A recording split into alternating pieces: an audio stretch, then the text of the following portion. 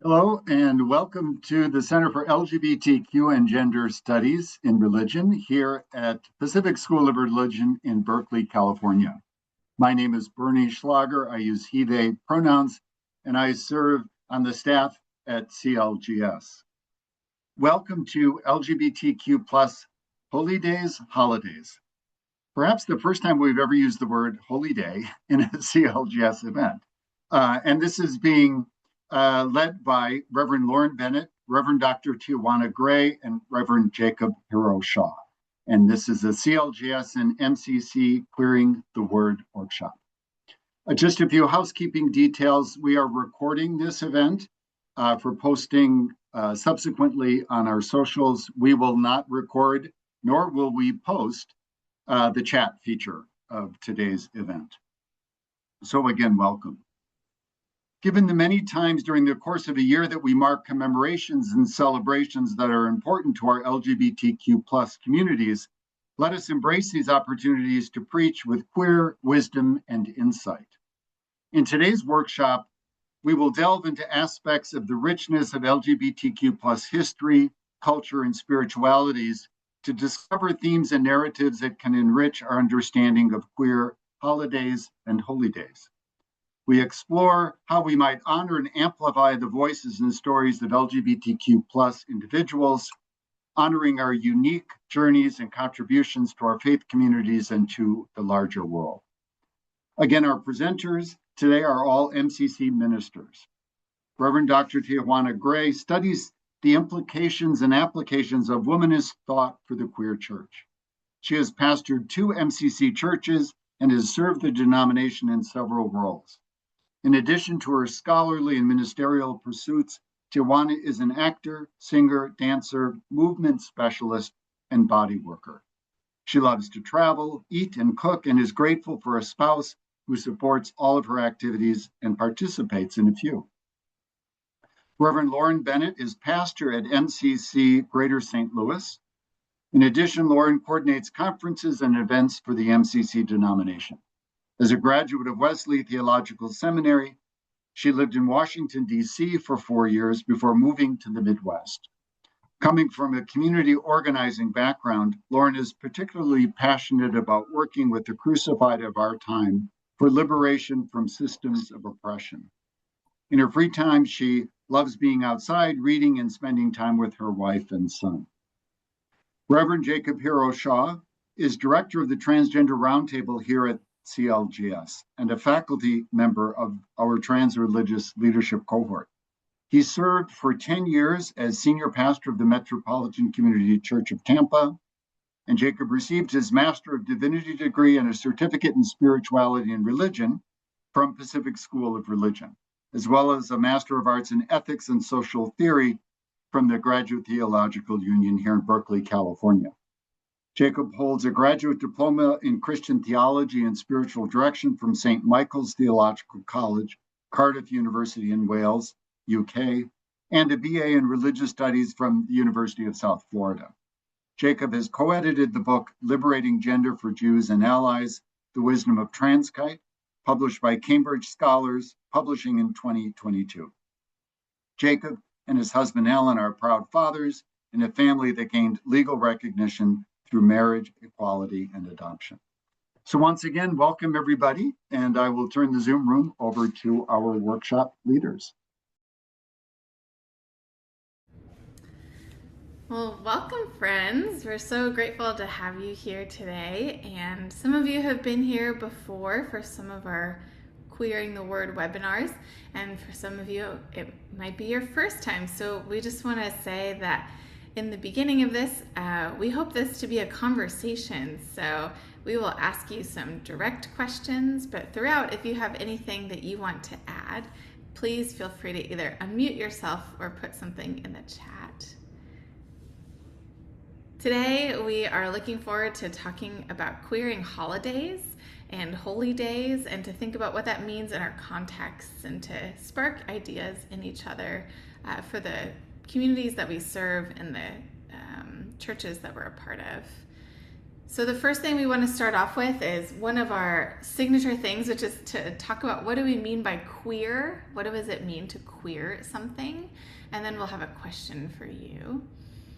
But this is a quote that we've found that really well distills the long definition of queer that we've worked on for a really long time. And then we found this one from Jenna Cadlick that just really well defines queer, at least in the way that we're using it. Jacob, do you want to read it? Sure. To queer is to break down, to destroy the structures that would limit or bar or imprison us, and to rethink or even replace them. So we wonder, as we kind of start to gather into this space, one, if you'd add anything to this idea of what it means to queer something, but if you could say something in the chat or share something about how you have experienced queerness as sacred. So maybe it's a moment, maybe it's a ritual, maybe it's a conversation. I'll put that question in the chat. But if you want to share some of those, and maybe Tijuana, you could start us off with something that comes to mind for you. Oh my goodness, so many things. I think it was when I got to MCCLA. That's back in the day before it's Founders now. I still call it MCCLA, sorry. Which is terrible considering the story I'm about to tell. The church has renamed itself. It is Founders, and we honor that. But being in that space when the a group of trans members of the church sort of founded their affinity group within the congregation, and there's something just so inspiring is not the right word, but there's something that just hits right in my little heart at what when I watch a group of people determine that they're going to live fully in their identities and claim sacred space for themselves, and then watch the whole church sort of reorient itself to be like, this is not just you can be here, but you are a defined segment and you have a ministry and you are a part of this church, and there was just something so beautiful about that for me. And it was also as a queer person who at the time was, I call myself a lesbian identified queer person. But there's something informative for me and educational for me, to be constantly reminded of the different ways that we in our spaces identify and honor each other's identities, and the multitude of ways that God, the image of God, shows up in us, and to be constantly, oh look, Founders is now coming into the room right on cue. So yeah, You that was, spoke it into being. I spoke that I invoked the entire church to come into the space. Do you have one, Lauren, that you wanted to share? Yeah, I do. I think when I think about, and thank you for sharing that. When I think about a ritual, I think about creating change actually. This was in 2016 when it was 2017, I guess technically. We were doing an alternative event to the inauguration that was happening and broadcast all over the hotel that we were staying in. We had this kind of pop-up ritual instead, and we kind of made it up on the spot, and it was beautiful, honestly. And one of the things that we decided to do was anoint people, and we didn't really have a lot of time to talk about how we would anoint people, but in the moment it felt right to ask people what symbol would be best for them as we anointed with them. I'm a Christian minister, so using a cross comes like of second nature to me, but in the moment, I was mindful that there was all kinds of people with all kinds of backgrounds there. And it was really moving, actually, to hear the ways that people wanted to be anointed. So some people, wanted an equal sign. And if someone didn't have something, I would either do an equal sign or a heart. And someone wanted a tree. And there's just like these different symbols that were meaningful. And I felt like, wow, what a beautiful thing to be able to invite someone to co-create a ritual in the moment and take on this blessing in a symbol that was meaningful for them. And I feel like if we're breaking down or destroying some of the things that might create barriers, sometimes symbols can create a barrier, or the ways that we do and offer invitation can create a barrier, or it can create an opening. And it was just like a really wonderful thing that we all started doing as we were starting to offer these blessings for people and just being in the moment. Jacob, do you have one that you want to share? Yeah, one that comes to mind for me. One time I did a very queer blessing on someone, which was this was a person who was about to start his medical transition. Um, and he was about to start taking testosterone, and we did this incredible, it was actually in a seminary class, but we did this incredible ritual where he honored each stage of his life up until then, and there were like stations, and he went from one station to the next. And then mine was the final station, and I actually used the actual testosterone oil, to anoint him with oil. And that was a really long time ago. It was like 20 years ago, and it still like really, really stays with me. That was such a beautiful queer moment um that sealed some kind of holiness in that space. That's beautiful. Hmm. In this photo, we wanted to give credit to, this was from a different Creating Change conference. For those who don't know, Creating Change is probably the biggest queer conference that happens.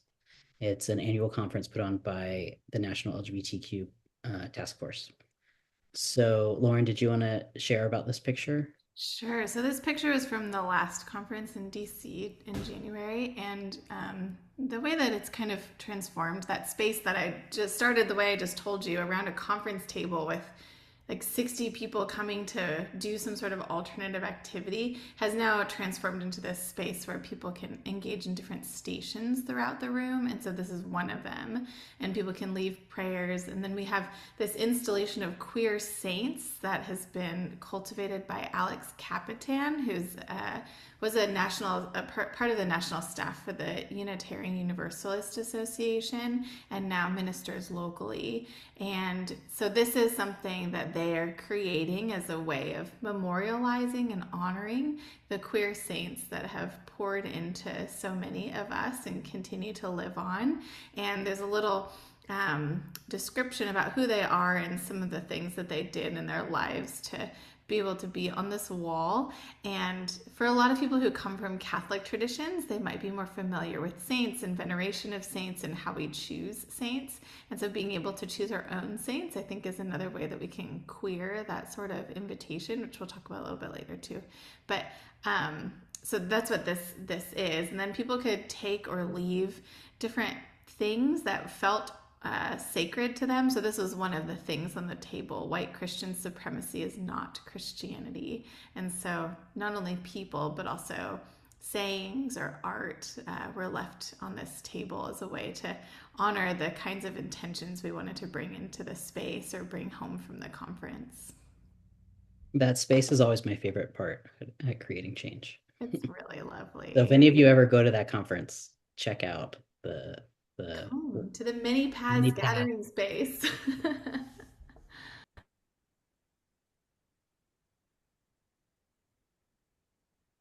So we're gonna kind of kick off with some questions as we think about holy days and holidays. what makes a day holy and what makes a day queer. How do marginalized communities create sacred calendars through memory, resistance, survival, joy, and visibility? And why do LGBTQ plus commemorations offer unique opportunities for preaching and worship?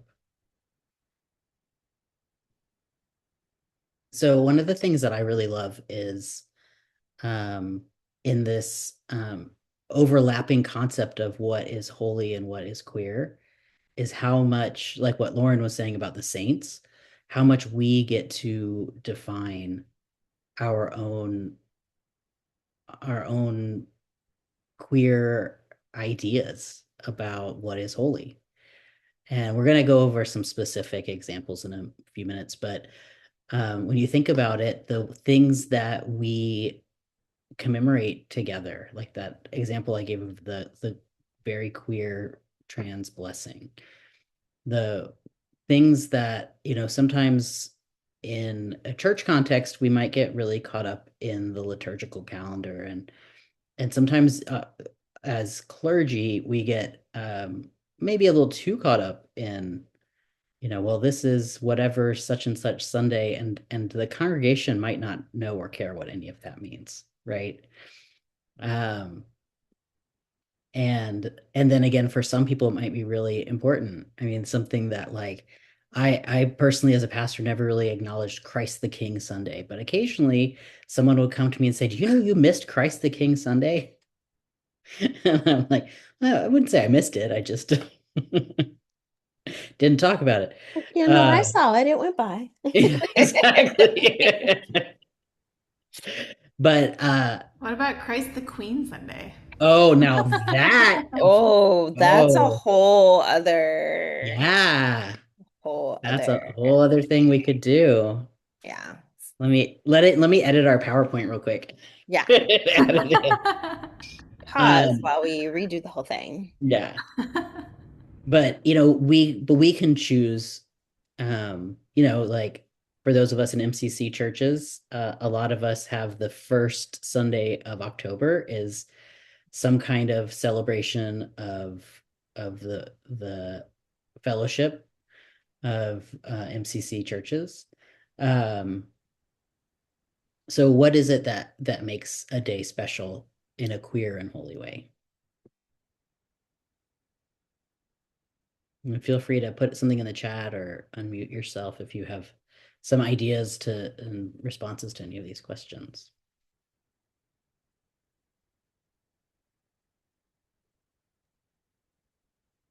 Well, I will jump in with that because my brain is very literal, and the way it structures things. So when originally when this list got put together, it was like, what makes a day holy? What makes a day queer? And I am like da da da da da and da da da. And just hearing you right now saying holy and queer, or queer and holy ways.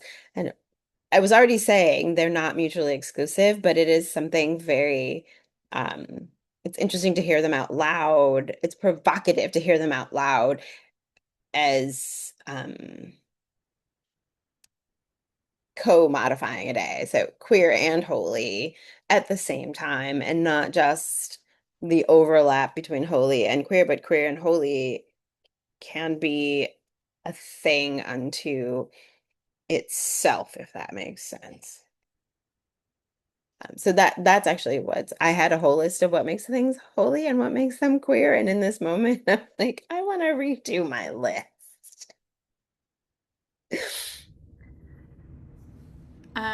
What sparked right now, which is also different from what I was reflecting on, and perhaps this is because this is my first week of sabbatical, and I've never taken a sabbatical. I'm very bad at, like, I see so much of myself in my vocation, so that's a real change for me. But just already this week, I've been trying to think about, like, how do I kind of queer my time and be use my time in a way that is the opposite of how our patriarchal capitalist society might want me to use my time. And so that makes me think of the invitation to see every sacred every moment as a sacred opportunity, and how do we just make that into what it is? Like, yesterday I had lunch with someone who's important to me, and at the end of lunch, she decided to pray over me for my sabbatical in this like busy restaurant, which is a very unusual thing to do. And then she was dropping me back off because I'm not in my home area, and so she was dropping me back off, and I had anointing oil in my bag, as you do, and she's doing something significant in her own life, and I wanted to be able to anoint her for that. So we just like were in the parking lot and made this car filled with the scent of anointing oil, and prayed together, and it was such a beautiful, sacred, queer moment, and it was spontaneous and using the things that were right there. And I think there's something really lovely about that, of marking the ordinary as sacred. Because like really so many of the holy days that we have are like, I mean, like Christmas is a birth story. We have a death story, a resurrection story. Like, that's unusual, obviously, the resurrection, but a lot of the things are frankly ordinary, but because they're ordinary, they're also holy. So I wonder about how we could create more opportunity for that instead of buzzing by so many things, which is what I'm more prone to do.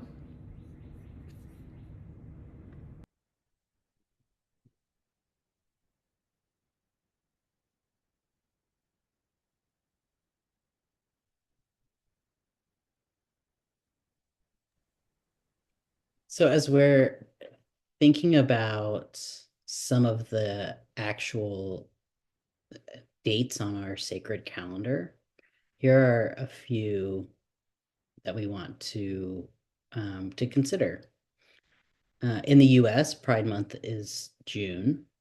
And I want to point out that Juneteenth obviously is also in June, and the importance of honoring that separate and overlapping with Pride Month, so that it doesn't just get sort of like, oh, and then maybe one little reference in a service, but something that's its own, and not have it be too eclipsed by Pride Month.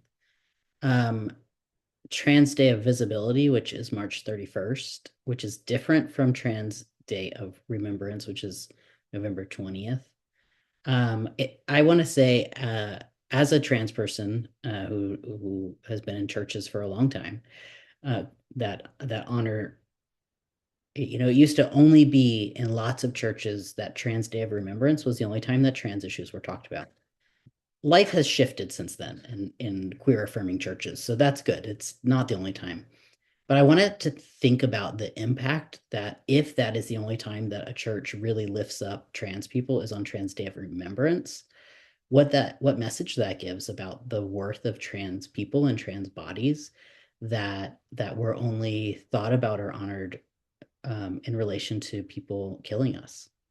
And that's actually how Trans Day of Visibility came to be, so that there could be another occasion to lift up trans lives. Also, I would say keep the mourning in the, keep this Trans Day of Remembrance as a day to mourn, and put the fun activities that celebrate trans joy around Trans Day of Visibility. I think it's really important to separate those two. I skipped over All Saints Day. Now, All Saints Day isn't just about saints. Sometimes it's also All Souls Day. We sometimes we honor that as well, or we just call it All Saints Day in our churches. But thinking about those, reclaiming the queer ancestors that came before us. Then, of course, we have National Coming Out Day, October 11th, and World AIDS Day. And these are just a few examples of days that we want to lift up. Obviously, there are other dates on our sacred calendar. Tijuana and Lauren, I don't know if you have any specific examples you also want to give for any of these. Uh, whoa. For those, I had a couple others that are kind of random. I think it's very context specific. Um, I two things I wanted to add. First up, you talked about the fellowship Sunday within MCC, and I think in many of our in many of our contexts, we have the anniversary of the day that our church shifted Mhm. its perspective. I don't know all of them. I know there's more light in the Presbyterians. I don't know if that's a status for the church or if that's an organization that happens within the church. I know there's open and affirming in UCC. So there are days that are very that we can talk about things that are important to the broader queer LGBTQ community, and then those that are specific to our individual congregations. And when we talk about being specific to our communities, also knowing that when we bring up like this year, and I know we're going to have this question come up in a moment, but there are times when we have to look at, well, this day was a sacred and special day for us. Do we have to do this every year? Maybe Mm. we can honor the fact that we were honoring, and maybe we move on because there are other things. So I just wanted to lift up that we don't have to, our calendars get bogged down and we get stuck in, like Christ the King Sunday was really important for a long time and is still important in some places, and in other places we can let that go. We can bless it and thank it and move it on its way.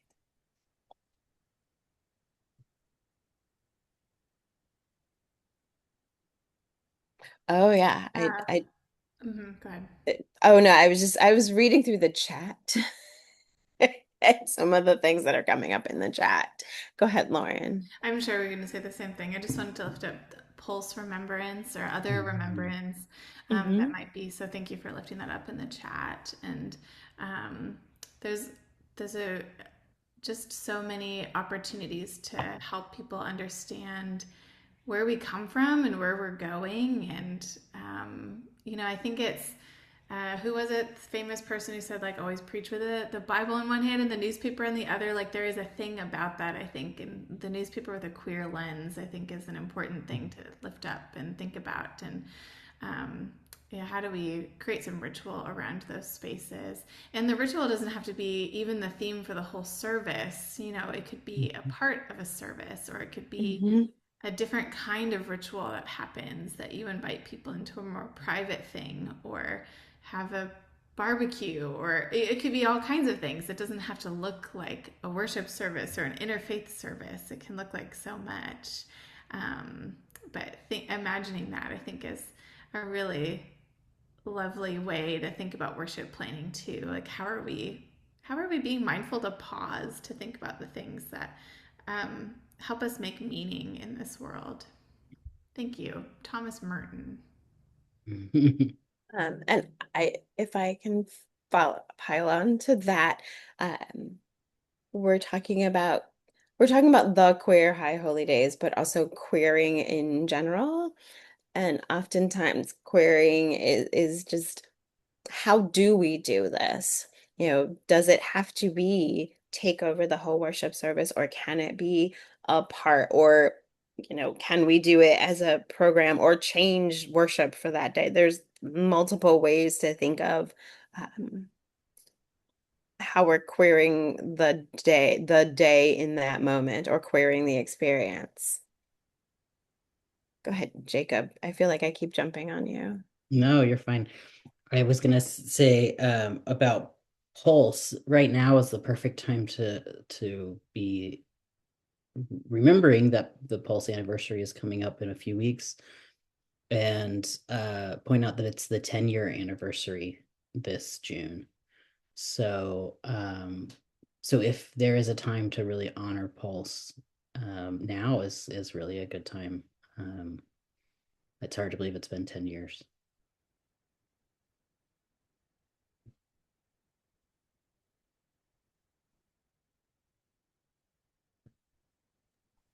So as we're thinking about about the Queer High Holy Days and queering our worship, queering the ways that we are together. We came up with some central themes. And I always like to say this is a not conclusive list um, of queer spirituality. I will read through them real quick. Liberation and transformation, remembrance and resilience, visibility and embodiment, grief and joy, chosen family, and healing. I really appreciate the pairing of these themes. And they can always, we can move how we approach those. I would like to actually invite people to share some of the other, if there are other themes or respond to this list that we have.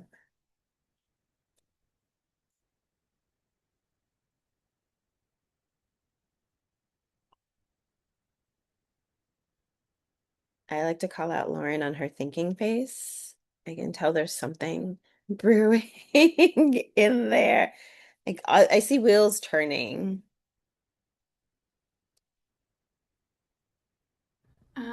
Yeah, I think I'm thinking of just like the way that I think queerness invites us into this place of like wrestling with the tension of all of these things and like what do we do with the tension then? And I think it's like I feel personally like there's so many spaces in which we try to make things more comfortable or palatable or like that kind of thing. But as you were reading them, it just hit me that these all of these are kind of opposing or juxtaposing things. Most of them, some of them go together, but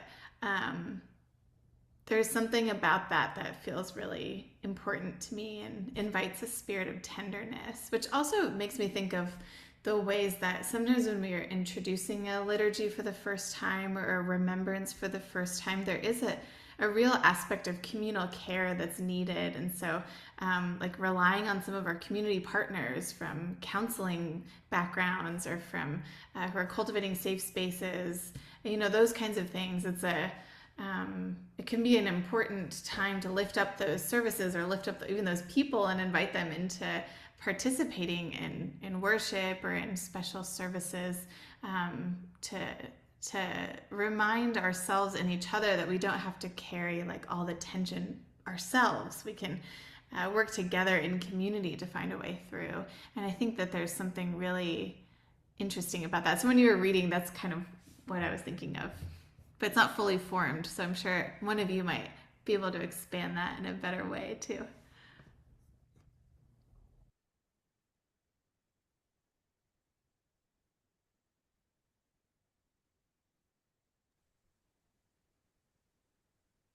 Um, one of the things that I really like to lift up in queer spirituality is chosen family. And because I feel like that's also a gift that the queer community or queer communities can give to non-queer community in that we create our families and and so often I have found that in the way that in queer spaces we create our families and choose our families, it inspires all kinds of people. And I just feel like we have a lot to teach the world about how to make family, and that goes hand in hand with all the ways that we celebrate the other themes of who we are. Something about what you just said, Jacob, reminded me of this article that came out a few years ago about this trend that I'm not sure is still occurring, but of friends doing a sort of marriage ceremony in front of their other friends to declare like this person is super important to me, and they're not necessarily my lover or my spouse, but I'm committing to them. And I wonder about the opportunity for us to like be at the helm of creating some of those rituals in our own society to like not only claim chosen family but to do so in a ritual way that can invite a deeper recognition of who people are. Like if you adopt a person, you go to the courtroom to sign paperwork, and there's like a whole ceremony around that moment, as some of us know well around the table here. And what would it look like to do that in a non-legal way? Like, what could a ritual be for people to adopt their chosen parents or chosen children or chosen family that they want to grow old with? You know, I think there's some lovely invitation to think about those. You know, in the Catholic Church, we would say that they would be this like sacramental moments. Like, how could we expand the idea of sacrament and sacramental moments? You know, in the early church, there was such a thing that I am in no way an expert. Bernie Schlager's an expert, but I don't know if he wants to chime in or not. But I believe it was called Adelphopoiesis. Yeah, The especially in Eastern Christianity, where it was the bonding of people understood in those times and places is belonging to the same gender identity, right? So Serge and Bacchus.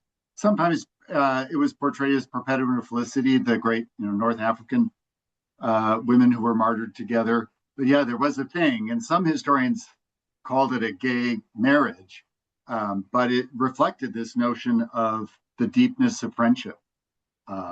Whether it was sexual in nature, who knows? In some ways, it's beside the point. But yeah, it goes way back. As Jesus says, calling others friends is almost the highest level of relationship, right? And that's what we do in chosen family, beyond biology, beyond connection of birth order and all that kind of stuff.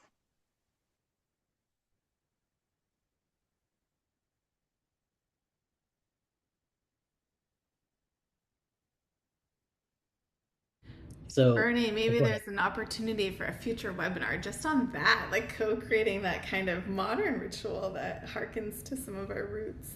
Yeah, I love that idea, especially queer people doing this, right? Yeah, right. Because it was queer back at the beginning of Christianity, right? And of course, they're drawing upon Hebrew scriptures and Buddha's texts. There's so much done responsibly could be really, really wonderful. Hmm. It's really in many ways, it's queering is bringing us back to our actual roots and to the foundations of what our faith is actually based on, and stripping off the centuries of stuff that's been piled upon it.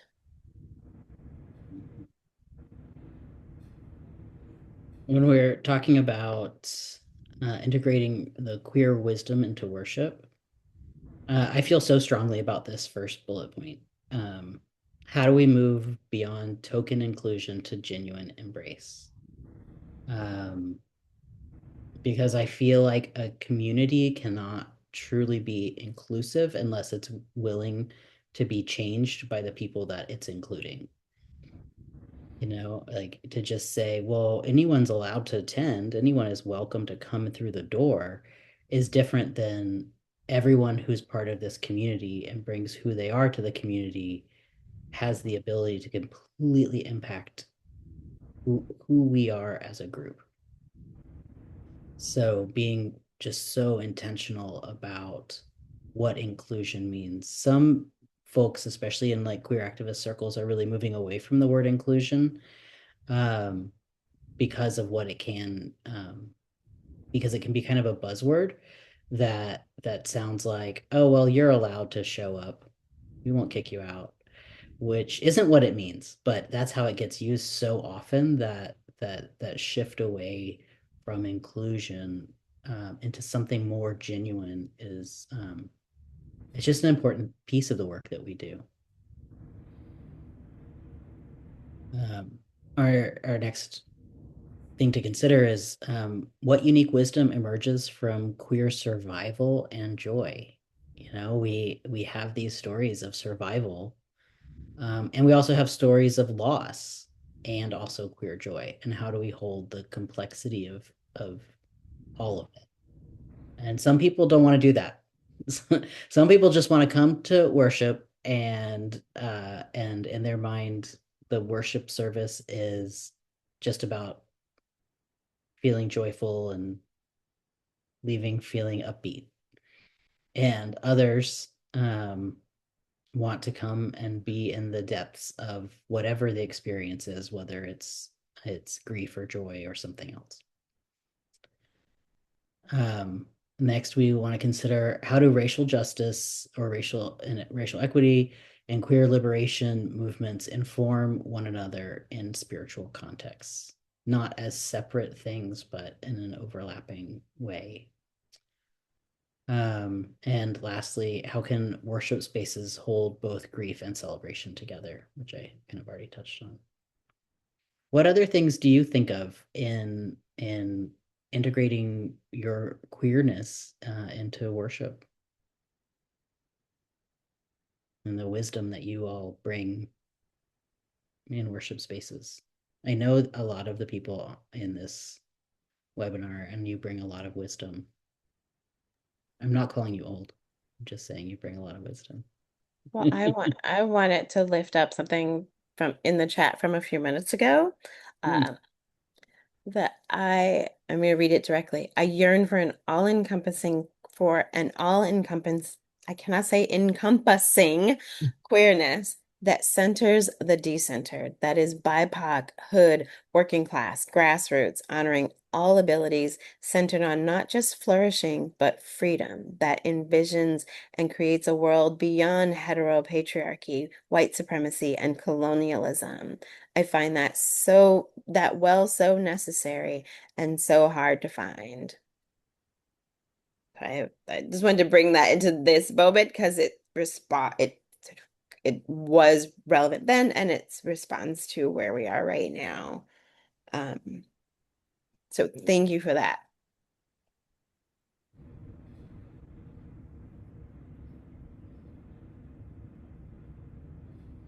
I wonder too if thank you for lifting that, Tijuana, too, from the chat, and thank you for sharing that in the chat. It's powerful. That's a beautiful thing to say. Cesar, I really appreciate the way that you frame that, and it invites me into a spirit of thinking about how do we do that wherever we are? How is worship wherever we are? And then when we are in a corporate place, how do we name some of those things in a way that invites everybody at the table?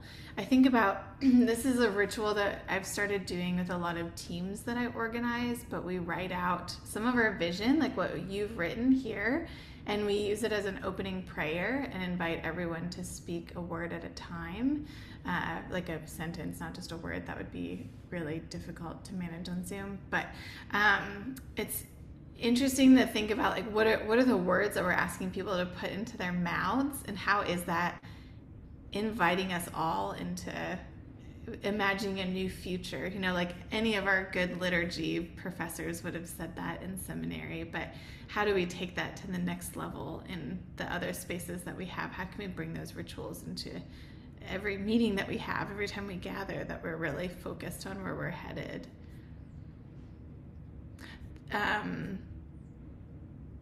Another thing that comes to mind from an earlier chat too is someone was saying, I didn't realize there were queer saints. And this is from one of my best friends, Mel Pache, who often says, it's all made up, so we can make our own things up too. And I think that's really important to remember, that like all of these things are made up, so we can make up new things. We can make up new ritual, new ways, new qualities for veneration of saints. We can create new ways of creating community and understanding worship. Like, we get to be a part of that too.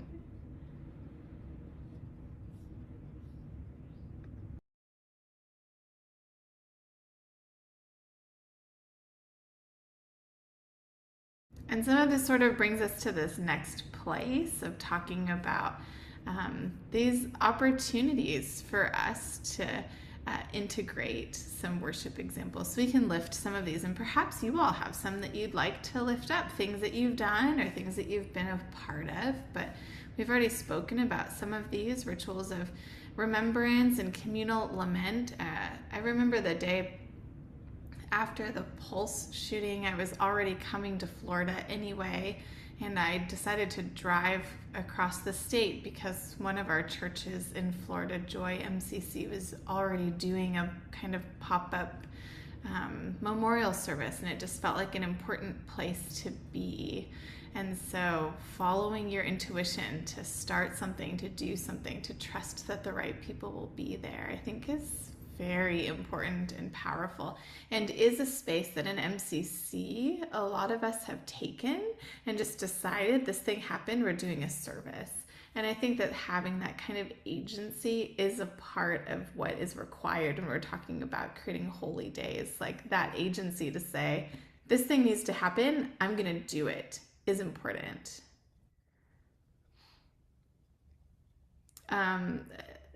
We lifted this up in the last webinar, but talking about funerals, and in a lot of MCC funerals, storytelling is really a centralized part of that. So instead of having a eulogy, many people coming to tell stories of the beloved.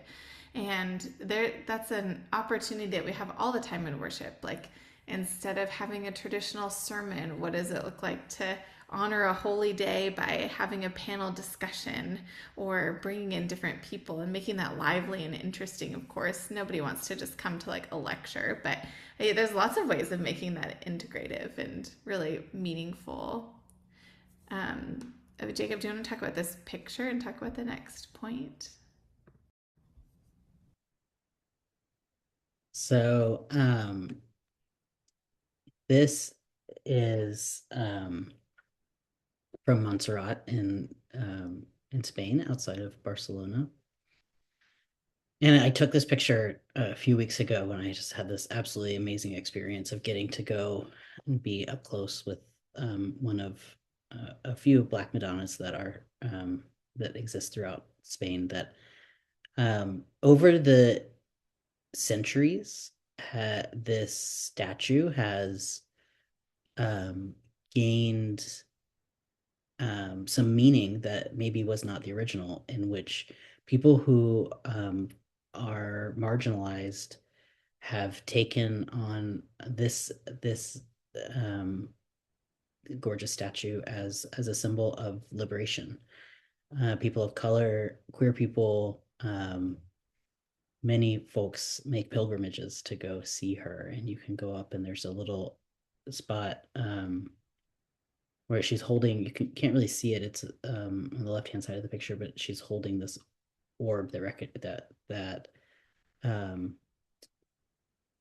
symbolizes the world, and you can touch it, and so it's like she's behind glass, and there's like this hole in the glass, and you can reach in and touch it, and thousands of people over centuries have gone and touched that, and it's such a piece of symbolism of just connecting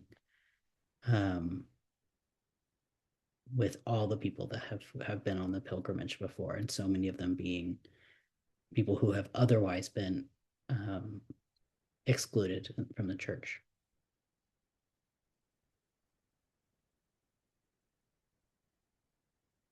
So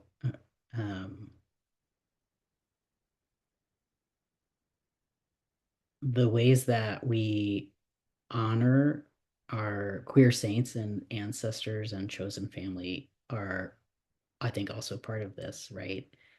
And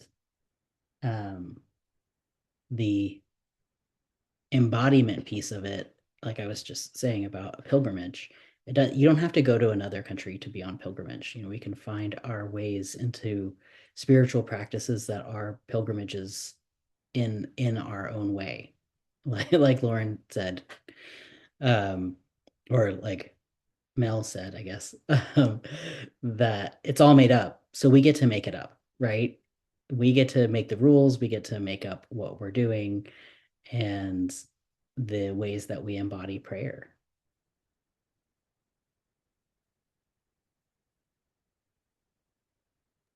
Go ahead, Tijuana. Yep. Oh, I say a recurring theme that I keep wanting to bring up and then I don't, and it comes back, is the meaning making. and that's what this all is, making it meaningful for us in our current moment. And querying has a lot to do. It appears as challenging tradition, but oftentimes it is recognizing tradition came out of what was meaningful for people in that time, and now we do what is meaningful for us in this time, and sometimes they overlap, sometimes there's a progression into, and sometimes it's an different entirely different thing we make up for this moment. That's all I want to say. I think adding on to that too, sometimes, at least in like white centered Protestant spaces, we can be so disembodied when we're talking about such visceral things. Like every story in the Bible is visceral if we allow it to be. And at least in MCC, all of our churches have communion every Sunday, which is a very embodied experience. Like you're literally eating something together, but we've sometimes sanitized it in such a way that it's removed from something that's like truly embodied.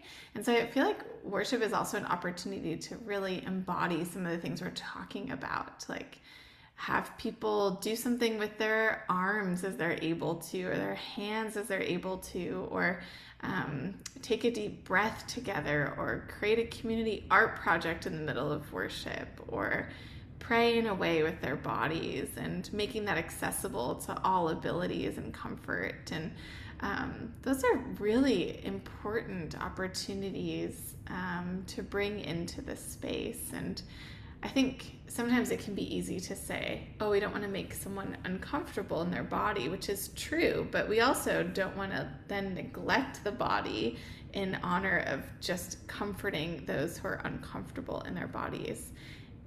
And then sometimes we can further other people who really want to be embodied in worship and feel like they have to hold themselves in a different posture than they would normally hold themselves because they're wanting to fit in with the majority. And so, like, thinking about the expansiveness, I think, is really helpful too, to think about, like, what are we asking people to do, especially in some of these things that we're talking about, which are, creating new ritual or holy days that might not already be embodied in our churches. How do we do that in a way that feels different than an ordinary Sunday, as if there were ever such thing as an ordinary Sunday?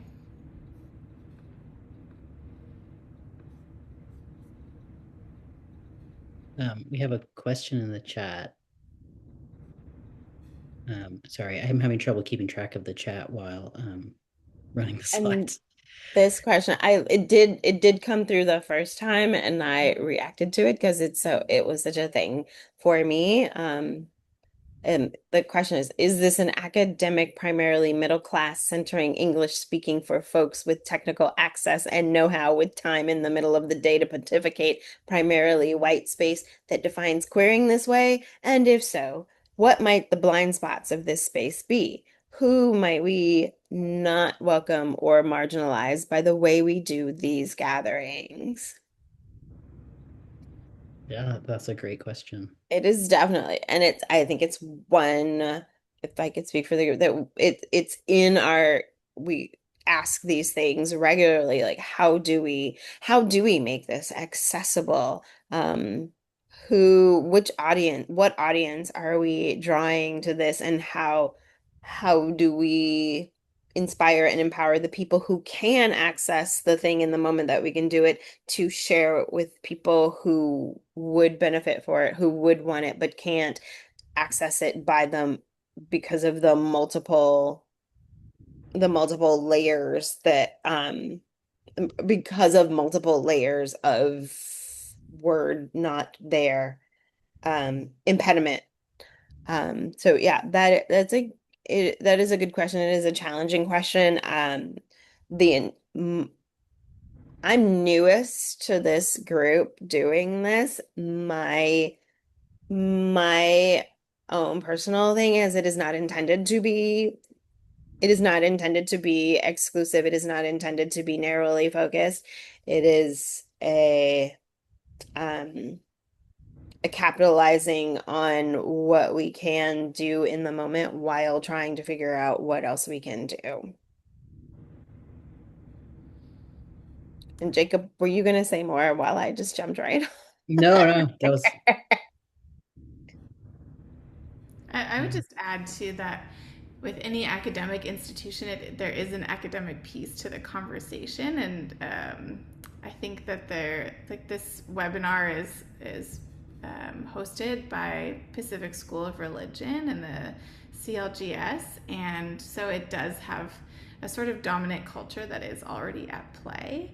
And I think the hope, at least that we've had in creating some of these spaces, is that this is a starting place for conversation, but it's not the place, like, this isn't the place where you should be coming up with your own holy days for your community. It should be the spark place where you center on the community that you're in.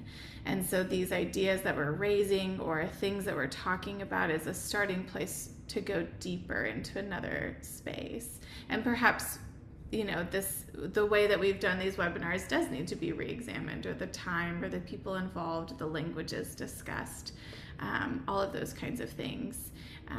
And because we're here today and have this opportunity to gather, I would say too that this is all of our work. Like, when I'm doing worship planning for a community event, who is centered and who we're putting up on the stage and who we're deciding as a community project, we're making those decisions together. And that's a really important piece to doing, I think, any of these things in a way that has integrity.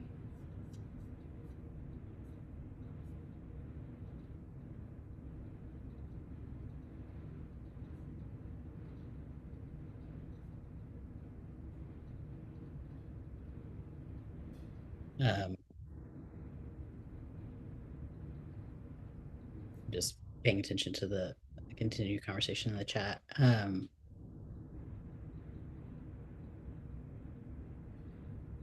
And perhaps we can, you can unmute yourself too if you'd like to, but if it's about the shape of this webinar, perhaps we could stay after a little bit and have a discussion about that, and keep on the focus of the topic for right now, because we're almost at the end anyway of the hour, and then be able to talk a little bit more about the space itself afterward. Is that okay? Yeah, okay. So as we're considering the sermon opportunities in this topic, as I've shared in other webinars, I love a good sermon series. I was a lectionary preacher for years, and then I started doing these series instead. And so here are some just some ideas of sermon themes. So what if pride is a resurrection story? One of the things often that we say is that we're a resurrection people. And so what does that mean?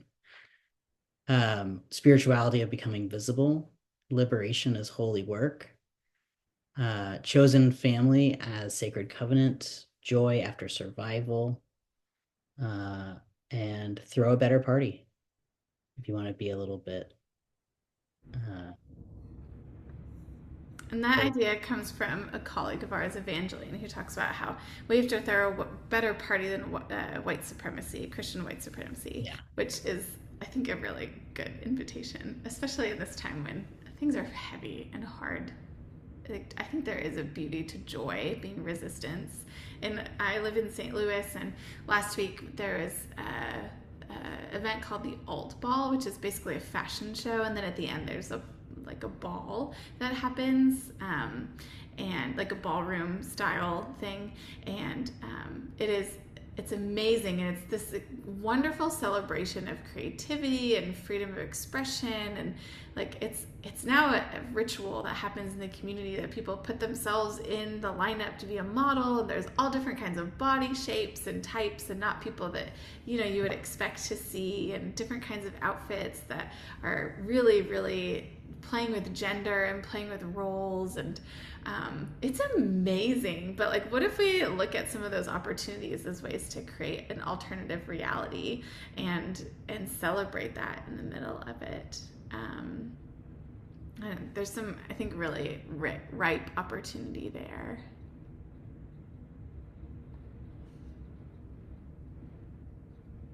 And There's been some in the chat too about Pentecost. Like, how do we queer Pentecost? I don't know if anybody has any ideas already around the table here. There's a few already in the chat, but just wanted to make sure, Jacob and Tijuana, that you saw that if you have anything that comes to mind of things that you've seen really lovely. One thing that I've seen at a church is that they have the kids make paper airplanes, and on Pentecost they go to the balcony and throw down paper airplanes. It's like the Holy Spirit is here. And I think that's like, it's like a creative way of playing in worship and like surprising people and some of those things. And I think the art of surprise is a way that we can queer things too. So like, what would be surprising in your context? What do people not expect? I don't think that people expected like the flames of Pentecost to come out. So what does that mean then? How can we do something unexpected in worship that makes people like, oh, what's happening? Clutch their pearls a little bit, which might be really different depending on your context. Like, we just hung a disco ball in our sanctuary, so I think we could definitely get away with paper airplanes. We might have to be a little bit more creative.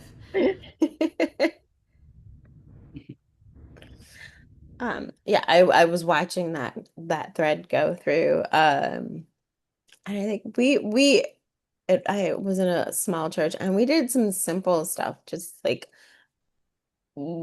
there happened to be kids we didn't have kids allowed, who were there on Pentecost. They just sort of ran in and ran around with red ribbons for a while, and it was like, and people were like, "Oh, this is fun." It was, very sedate people, but oh, look, the kids are doing a thing. So yeah, it could be the smallest ways, but I haven't, the idea came up in the chat of queering the deity, herself. And I have, beyond insisting on calling her, I haven't, I've also danced on Pentecost, often in my red outfit. But yeah, I think I have to do some more thinking about that specifically. We have 2 days, 3 days. Right. I think too It's this about weekend.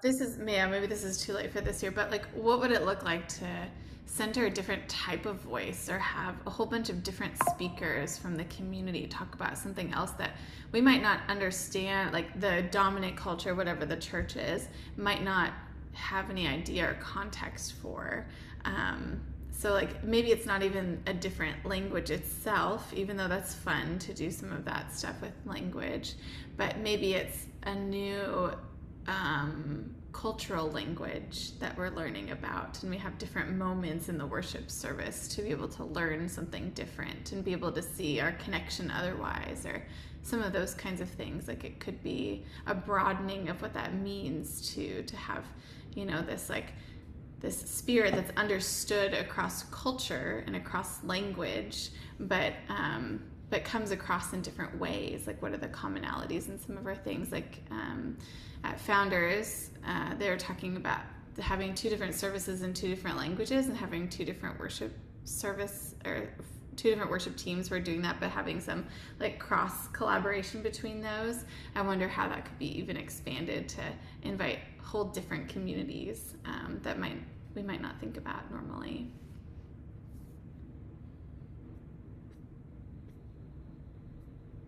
Oh, I don't know what happened there. That was fun. That was queer. There we go. Nice. So I'm going to stop share and we can see each other better.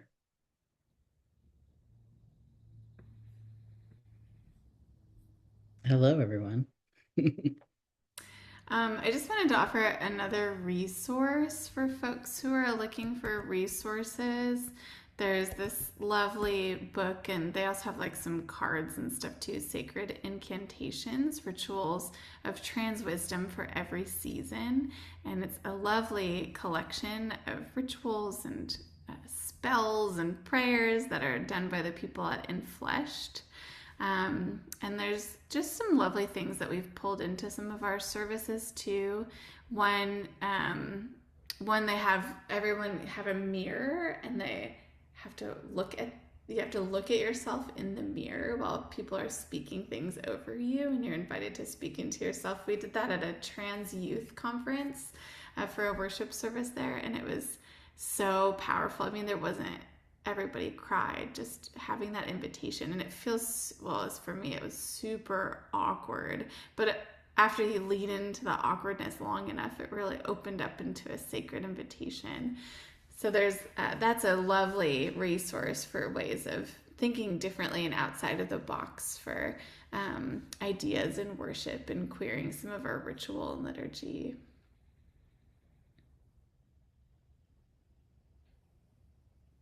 Does anyone else have anything you want to share that has come to mind in the process of participating in this webinar? Some queer ideas that you want to share with everyone?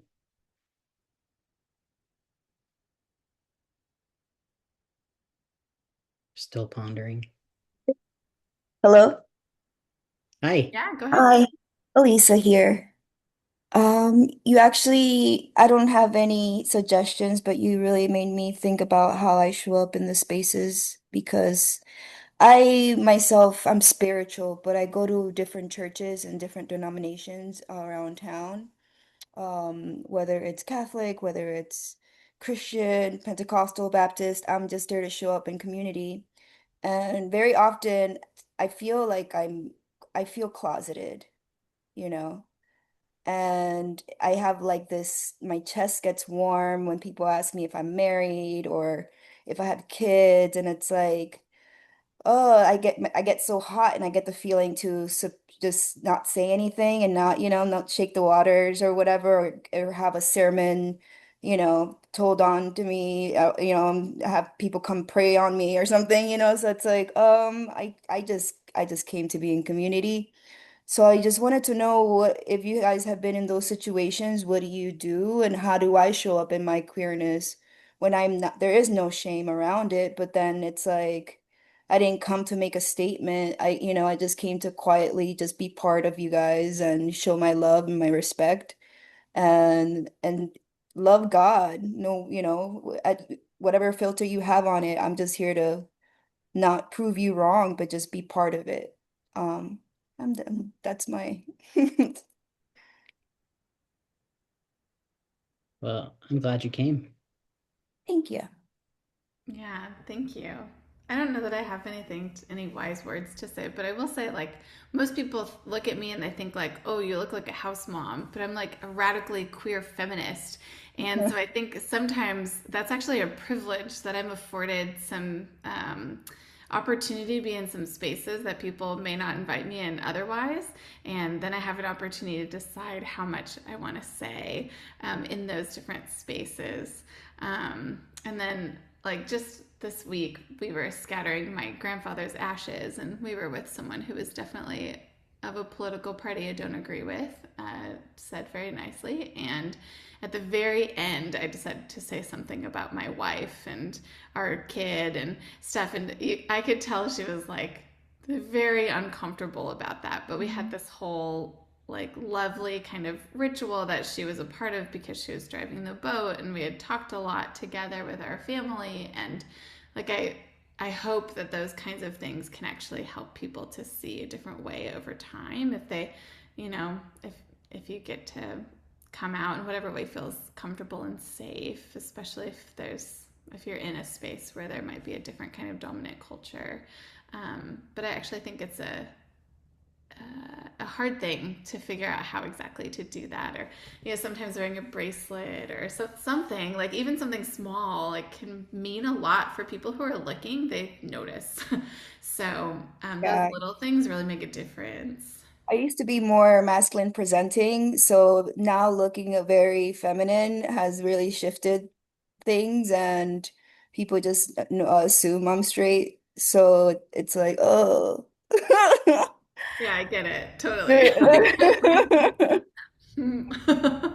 But like it's interesting the privilege you get though, because you can just, just go anywhere you want and nobody's gonna be looking at you or, Yes, then um, like how do so you use it's a that? different How do we use energy. that? It's a different energy. Yeah. Mhm. But yeah, I'm trying to do that because I do work with a lot of their organizations, helping the unsheltered, and I'm a nurse, so I like to do wound care for the wounds that come in. So it's like I do a lot of work, and I'm trying to even fundraise for churches so we can get more medical supplies in. I Mm. do want to show up authentically. I'm not ashamed of who I am.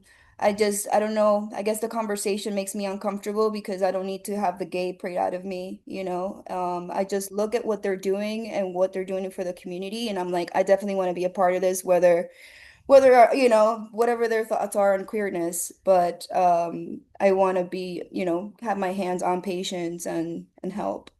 But yeah, Mm. thank you for that. Yeah, I'll look for something. Yeah, I mean, for me, like I personally struggle to participate in communities that where I can't fully be myself. And I also recognize that I have a huge amount of privilege. Um, I rarely ever am mistaken for a straight person. Um, and so in some ways that also takes away my like there's like an advantage in that people identify me as queer when they interact with me because I don't have the ability to really hide myself. Um, and it's forced me to be in affirming spaces and to make spaces that aren't affirming more affirming. So maybe Hmm. there's some kind of special calling in there with your drive to have different communities that you're a part of in different ways. Maybe there's something there. I think so too, because I even, I'm part of a couple of Buddhist organizations and I meditate with them. I pray. It's just I don't see my spirituality as like very singular. I believe in a lot of different things. But ultimately one God is just like everybody comes from a different side of the world and they have their interpretation and I love and respect and want to learn more about them. Um, and integrate them if it fits me and it resonates with me and my heart. As long as it comes from a place of love and unity, I'm with it. And yeah, I do want to be a little more outspoken about that, just to be an us instead of a them. And yeah, I'm complete. And I think it's a real gift to have different kinds of people who can make a difference wherever they are. Like people have shown around, right? Like start where you are. And we all have power, relative power, in where the places that we might find ourselves or could find ourselves. And so figuring out how to channel that, I think, is a part of our calling, really. And that changes throughout time. Like you were saying, how you presented before was different than how you present now. That carries with it a different set of things. Elizabeth, were you trying to jump into it? Go ahead, thanks. Yeah, different conversations. So only That's if you. okay. We can shift. Oh, okay. I was just thinking because slowly things come to mind after an hour of conversations, of course. But I think as maybe a possibility for Sunday is to have like a burning bowl where you can throw in pieces of paper that just burn on the spot. Those, and to ask people to write down. And this has to do with identity formation. If you could let go of your most restrictive thoughts about yourself, how could spirit blow through you a little bit more freely, right? So that hits on identity, letting go, opening up identities a bit, and then burning it like the flames. Anyway, I was thinking about that, like, oh, that may be an idea for Sunday. Ooh, that's fun. Get all the polyester out the way. Yeah, I love that. That's great. Well, we are over time, but I'm so excited about this conversation. So thank you all for being part of it and participating with us. I do need to plug I'm going to pull up the link right now. If you know anyone who identifies as trans, non-binary, gender creative, anywhere in that spectrum, who is also training for religious leadership, whether they're in a formal seminary or something else, please have them, or if maybe you are that person, Apply to the trans religious leadership cohort. The application is live right now, and I had it pulled Put up. it in the chat link too. You can click on that and Did you put go it in? right to our webpage. Yeah. Oh, okay, cool. Thank you. Is Yep, this a it's right monthly chat or a weekly chat or a conversation? It's something we Every do so a few times often. a year. Yeah. Oh, okay. I found you guys on Facebook events, so and then I followed the page, so I just was wondering so I could keep it on the calendar. Yeah, and we're wrapping up for the school year because we go on the academic calendar. So, there's a few more events, I believe. There you go. Okay. Click on that and it'll take you to the website that has the list of the events that are coming up.